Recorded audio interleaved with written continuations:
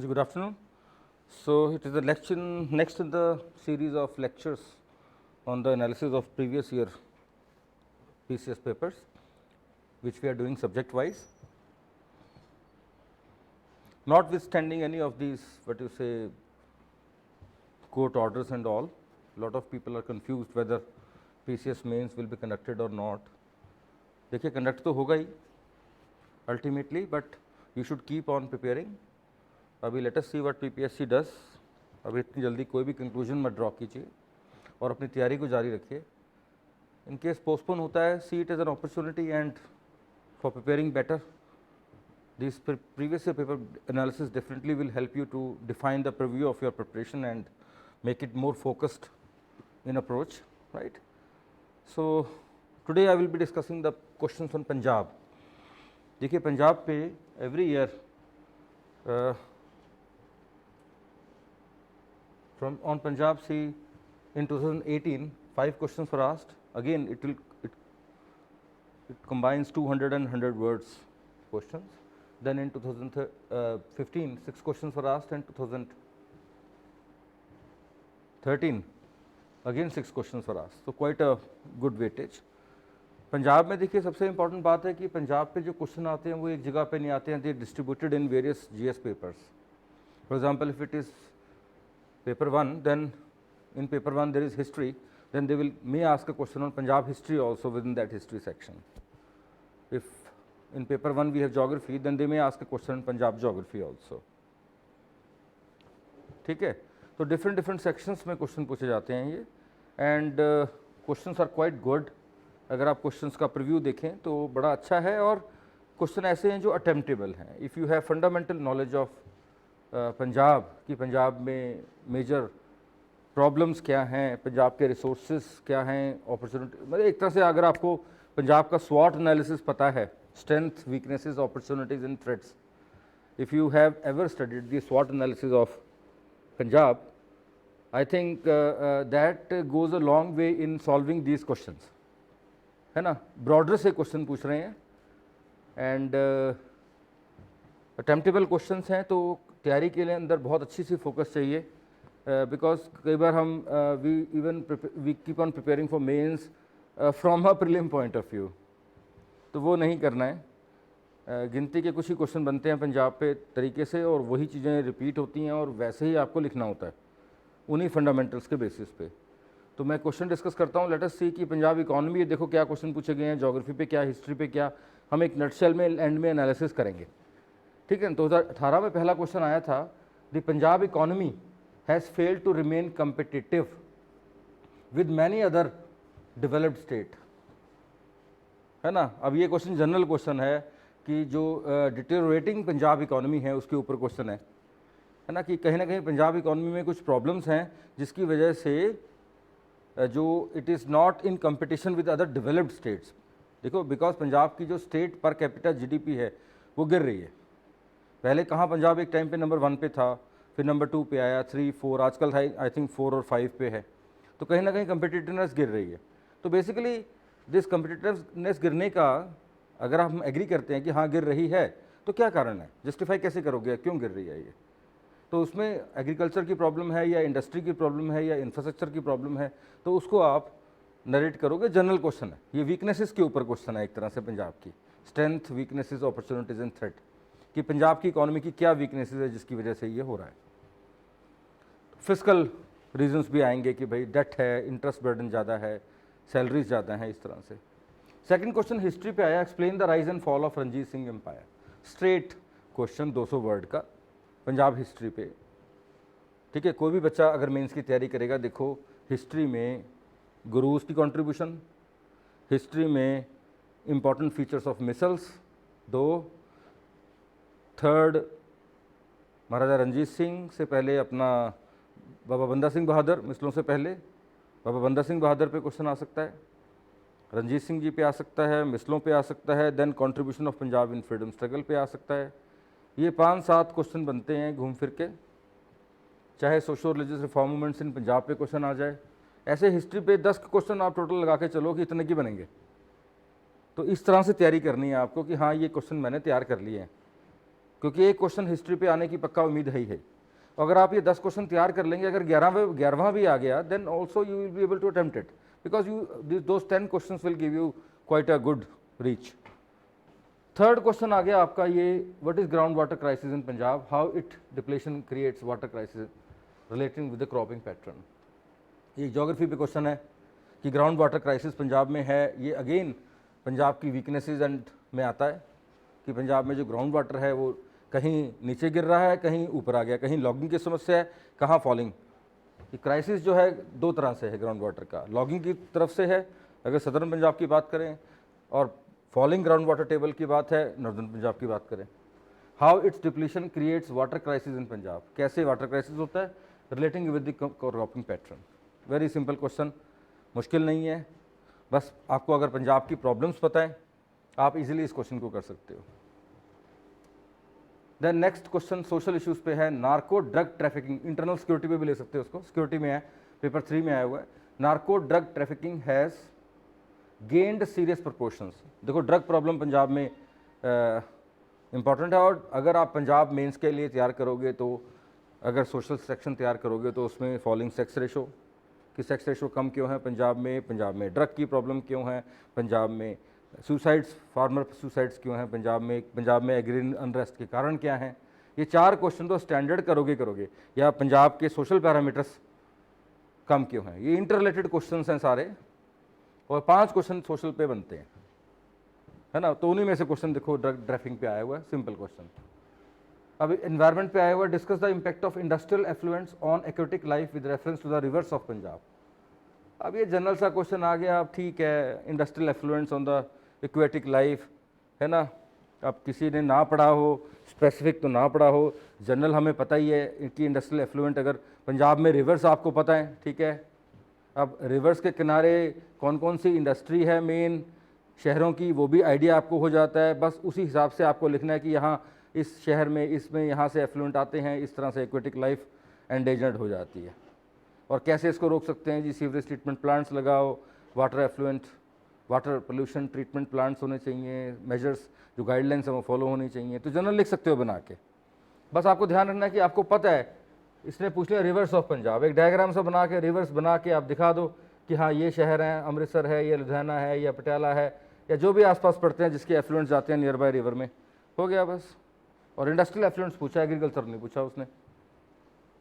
तो कोई बहुत बड़ी समस्या पंजाब में ऐसी नहीं है, लेकिन हाँ जो भी है वो इस तरह से आप आंसर जनरल लिख सकते हो।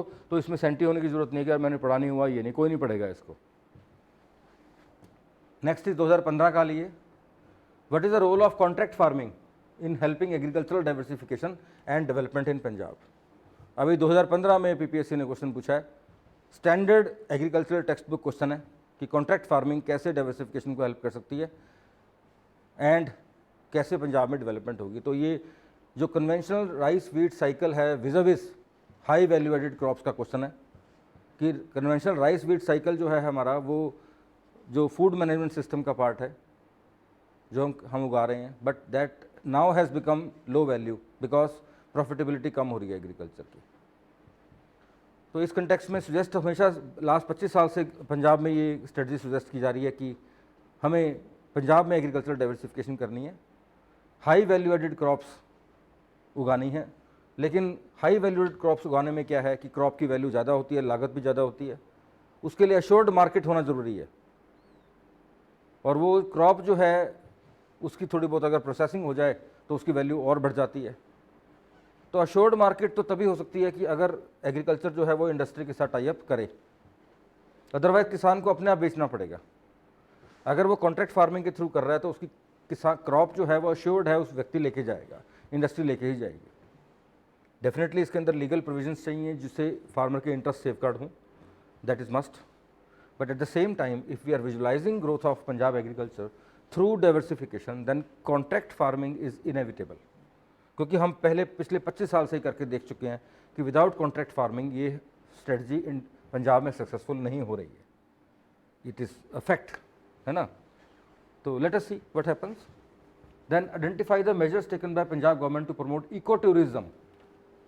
इकोलॉजिकल टूरिज्म, इको टूरिज्म को प्रमोट करने के लिए पंजाब गवर्नमेंट क्या कर रही है, चाहे वो डेवलपमेंट ऑफ रिवर्स है, चाहे वो डेवलपमेंट ऑफ नेचर पार्क्स हैं, है ना, वाइल्ड लाइफ सेंचुरीज़ हैं, बर्ड सेंचुरीज़ हैं। तो वो एक स्टैंडर्ड क्वेश्चन है जो हम करते हैं, ये आ ही जाता है, करंट अफेयर्स में आ जाता है कि इको टूरिज्म प्रमोट करने के लिए गवर्नमेंट ने ये इनिशिएटिव्स किए। सिंपल क्वेश्चन है। Then indiscriminate use of chemical fertilizer in Punjab villages have reportedly pushed the state to the brink of health hazard like blue baby syndrome and cancer. In your view, what is the major cause of it? What is the major cause of it? ये एक again a very, देखिए ज़्यादातर question Punjab problems and development पे ही हैं। अभी तक आपने सारे क्वेश्चन देखे जो, मतलब जैसे मैंने शुरू में रिपीट किया था, रिपीट वंस अगेन, अगर आप पंजाब का स्वॉट एनालिसिस दिमाग में बिठा लें from different angle, economic angle से स्वॉट एनालिसिस, ज्योग्राफिकल एंगल से, वो एक ही में आ जाता है। तो स्वॉट एनालिसिस आपके दिमाग में आ जाए तो सारे क्वेश्चन ये अल्टीमेटली हो जाते हैं। अब ग्रीन रेवोल्यूशन से, राइस वीट साइकिल से हमें केमिकल फर्टिलाइजर हमें यूज़ करने पड़े, because high yielding variety seeds are based on chemical fertilizer. अब वो उससे हवा में जा रहे हैं फर्टिलाइज़र वो, और पानी में जा रहे हैं, लैंड पोल्यूट हो रही है, और वो हमारे फूड चेन में आ रहे हैं, जिससे हमारे को हेल्थ हैजर्ड्स विटनेस करने पड़ रहे हैं। लेकिन थोड़ा सा ये बताओगे कि ठीक है ये एक कारण है, लेकिन उतना एस्टेब्लिश्ड नहीं है कंक्लूसिवली कि इसी वजह से ही सब कुछ हो रहा है। Other reasons are also there, है ना, other reasons are also there which may contribute to the health hazards in Punjab. Populist policies are responsible for mounting deficit in Punjab budget. Again economic physical indiscipline के ऊपर question है, physical, ये भी standard question है जो हम करते हैं,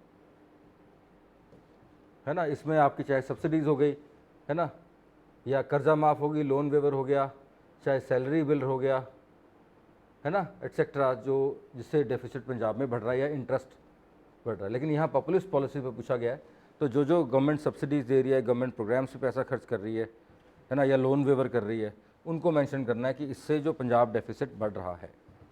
आपको कमेंट करना है इस पर, कि ज़रूरी नहीं एग्री करना है, आप कहोगे ठीक है इसका कंट्रीब्यूशन नहीं है, लेकिन डेफिसिट हमारा सिर्फ ये कारण नहीं है। जो हमारा मेजर डेफिसिट पंजाब में रीज़न है दैट इज़ इंटरेस्ट बर्डन, क्योंकि पंजाब का जो लोन है वो बहुत ज़्यादा है, 2.5 लाख 3 लाख करोड़ के आसपास।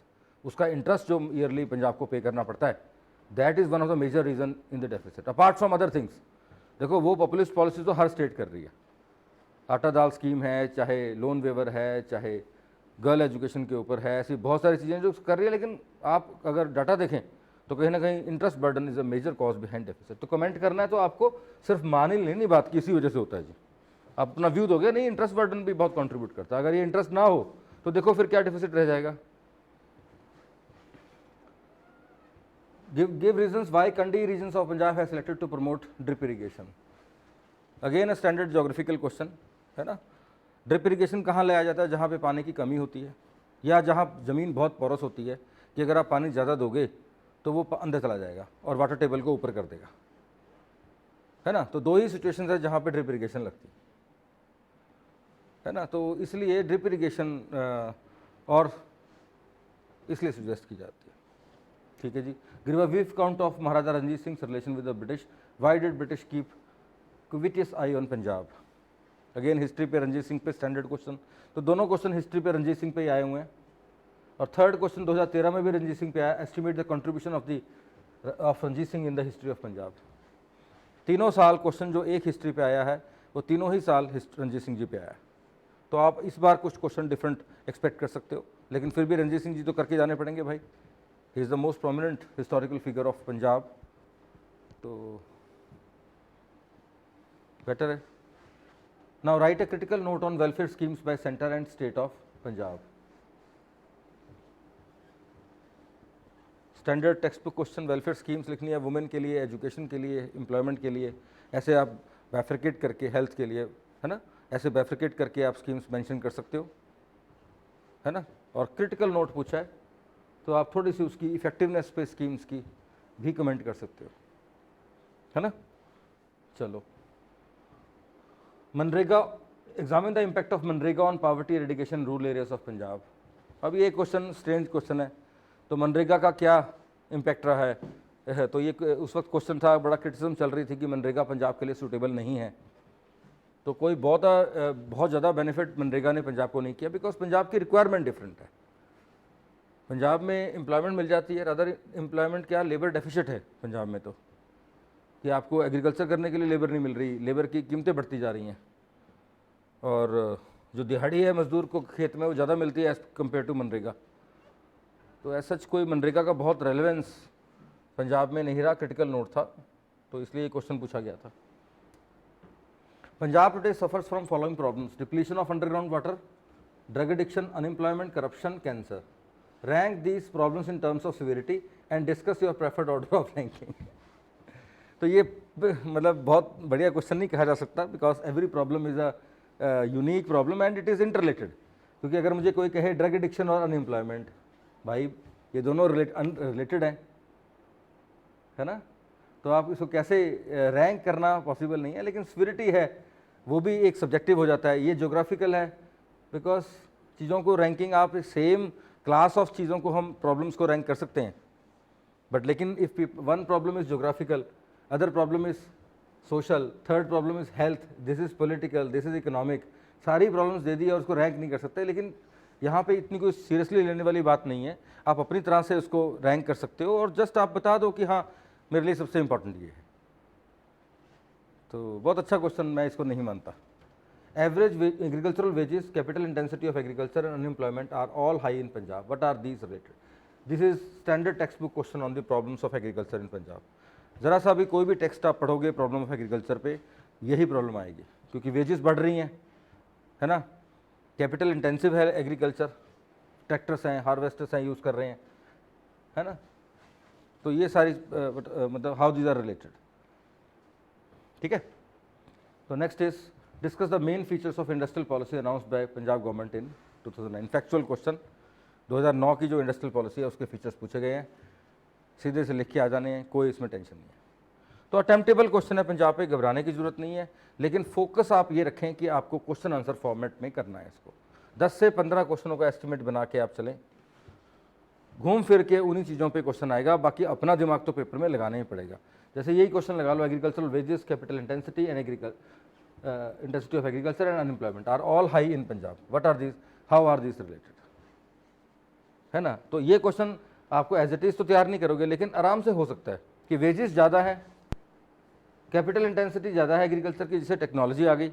टेक्नोलॉजी आने से क्या है, जो घर के मेंबर थे, जो पढ़े लिखे लोग थे, जो बच्चे हैं, वो अनएम्प्लॉयड हो गए, क्योंकि वो एग्रीकल्चर में अब जरूरत नहीं है उनकी। एक तरफ तो लेबर की वेजेस ज़्यादा है, दूसरी तरफ इंटेंसिटी ज़्यादा है जिससे टेक्नोलॉजी आ गई, और तीसरी तरफ अनएम्प्लॉयमेंट हो रही है।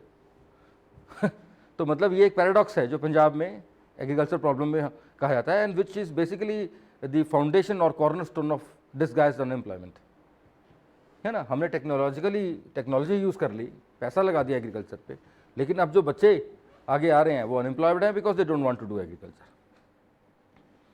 सो how all these are related, ये मैंने आपको बता दिया, बस इसको लिखना है तरीके से। अब ये तो वहीं बैठ के सोचना पड़ेगा ना, अब आपको इसी फॉर्म में क्वेश्चन आपने किया हो, ऐसा नहीं होता मेंस में, और सिविल सर्विसेज में तो वैसे नहीं, और पंजाब में आजकल पेपर अच्छे पूछे जा रहे हैं, तो हम ऐसा नहीं कह सकते कि यही क्वेश्चन आपको आना चाहिए। ठीक है जी, so thank you very much. So this was all for today, keep preparing and don't go by rumours. आपको तैयारी नहीं अपनी स्लो डाउन करनी है फॉर द नेक्स्ट 3-4 डेज। जो पर्टिकुलर एक डायरेक्शन पीपीएससी की आई, पीपीएससी ने मेंस के फॉर्म अभी तक बंद नहीं किए थे सुबह तक, तो मेंस के फॉर्म तो भरे ही जा रहे हैं। Don't know what they are thinking, lapse तो है उनके पार्ट पे, no doubt in that, court has observe that, but you have to understand that अभी आप अपनी तैयारी को पेस को स्लो मत कीजिए, unless and until something concrete comes out, है ना, because lot of legal recourses are always there which हमें नहीं पता होते, और कई बार वो यूज़ करके और चीज़ें रिजॉल्व भी हो जाती हैं। ठीक है जी, so thank you very much, see you again, thank you. तो अभी एक लेक्चर बचा है एथिक्स वाला, प्रॉब्लम सॉल्विंग का, वो मैं रुक के करूँगा, अभी नहीं करूँगा, I will do it next week, let us see. अभी आप ये बाकी सेक्शंस तैयार कीजिए, वो बाद में करते हैं, नेक्स्ट वीक करते हैं। ठीक है जी, थैंक यू वेरी मच।